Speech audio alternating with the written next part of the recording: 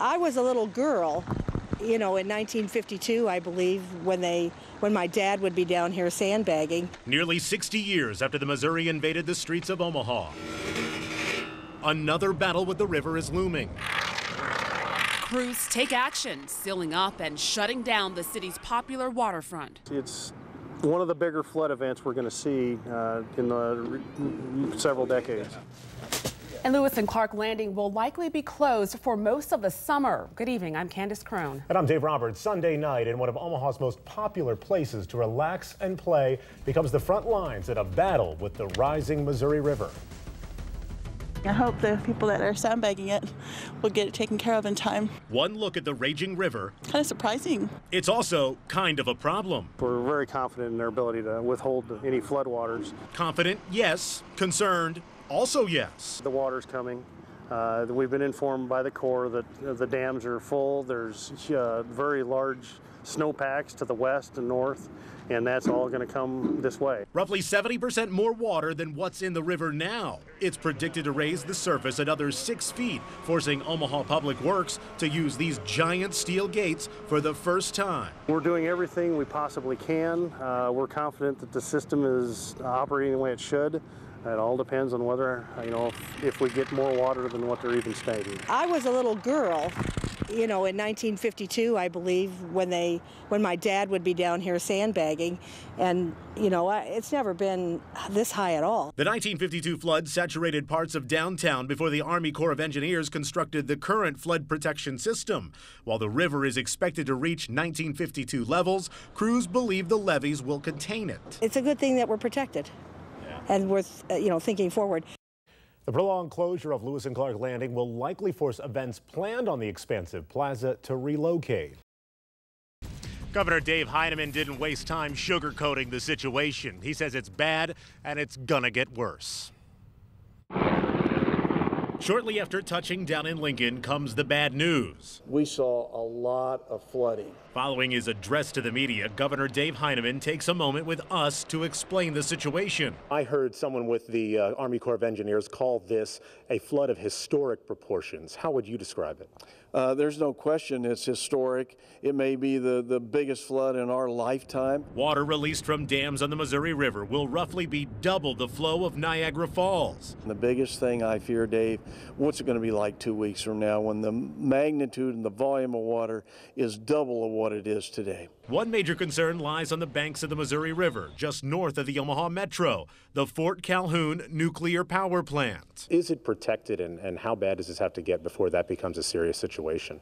It's my understanding it is very well protected. But again, what I saw from the air today is the potential for a lot of flooding to occur there. Already, communities in northeast Nebraska suffer under the rising water. Places like South Sioux City, where residents hope they can build flood walls faster than the water can reach them. I'm sure you've talked to the Corps. Do they realize what the release of this much water is going to do to families and people that live along the banks? I hope they do. I mean, this is a very, very serious situation. And tonight we learned that Governor Dave Heineman is meeting with the Army Corps of Engineers to discuss all options to save as much property as possible. We're live along the Missouri River. Dave Roberts, KMTV, Action 3 News. Sunday night, and the threat is real. Already the Missouri River levee about 5 miles southwest of town is leaking, forcing people to lose their confidence in the thing designed to keep them dry. Oh man, this is an old picture. $4. That was a good day for the 4 old fellas. It's not looking good. This is a bad one. It's going to be a lot of property lost, a lot of cropland lost, and a lot of people that are going to have a lot of heartache over this deal. On the other side of the levee from the Family Farm and Hunt Club lurks disaster. It's a bad deal, a lot of work. I'm tired. I've been at this 4 days. Sunday morning, the levee pops a leak. According to crews on site, it's likely a rodent hole is to blame. Now, with an Army chopper and sandbags, they hope to plug the drain.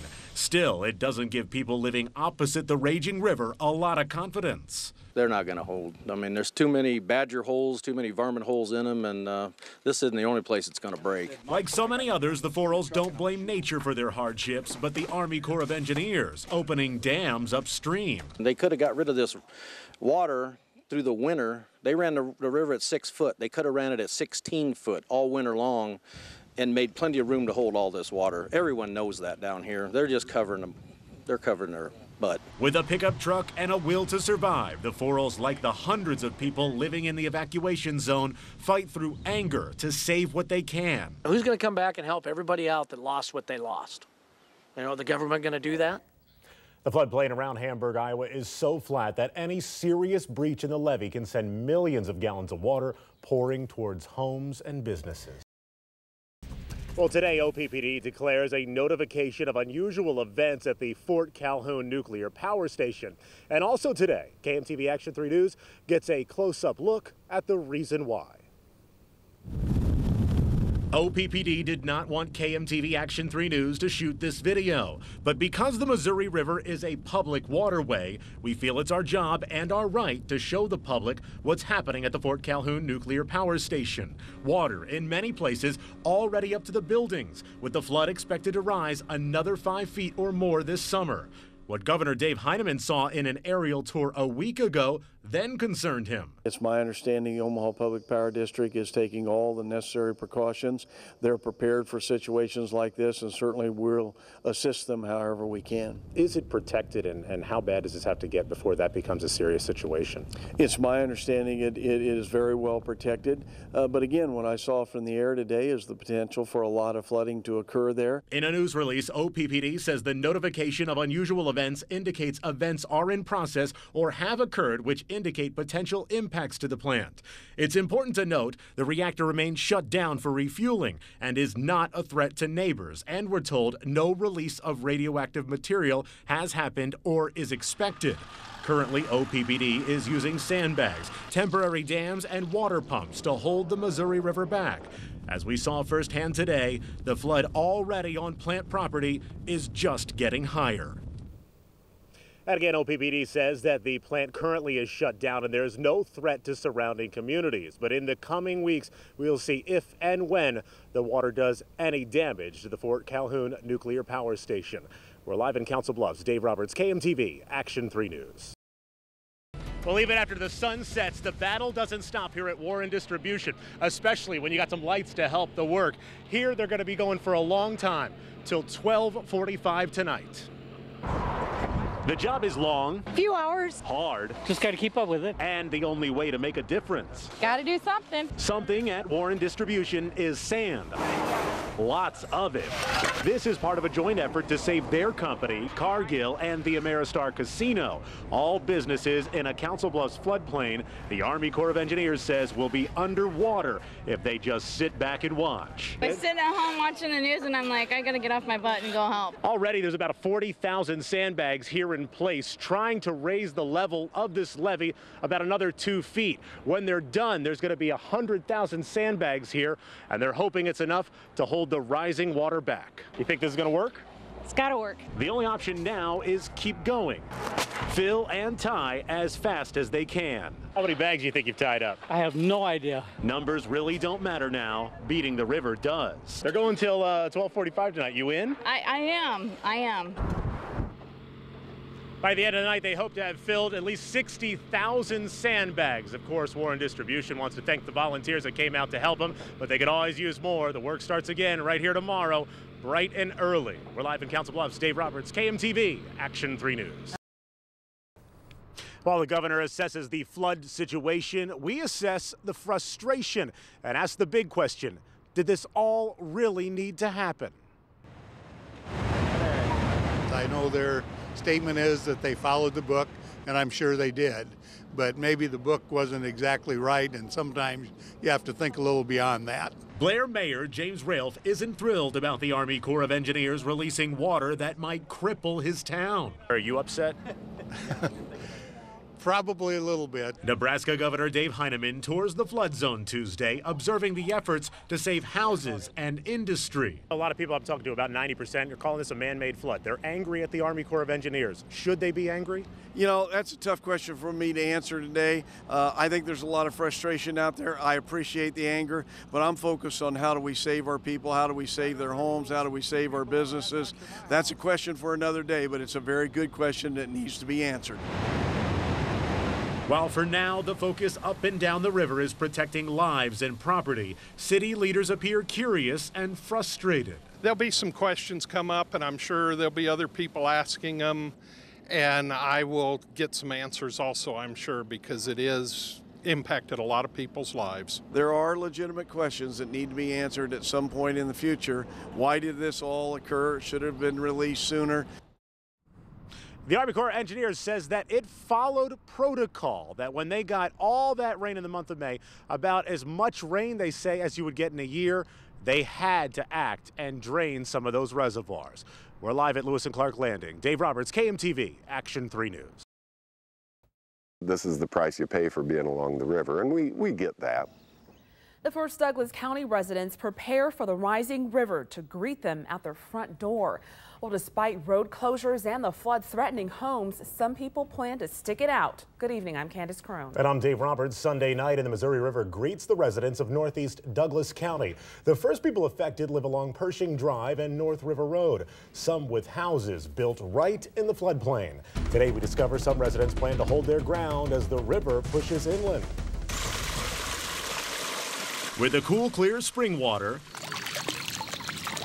meets the muddy Missouri. There's a risk with being by the river. The Dudas call home and have for a long time. My whole life so far. Since the 1930s, in fact. And a little water, in this case, a lot of water, isn't pushing them out. Unlike the public roads, where they have to shut off access as soon as the water gets on the road, we can keep driving on it as long as we want. Brothers Claire and Jim Duda both live on the property, 90% of which is now underwater. It's sad, certainly. By the same token, we'll survive. This is, you're in Nebraska.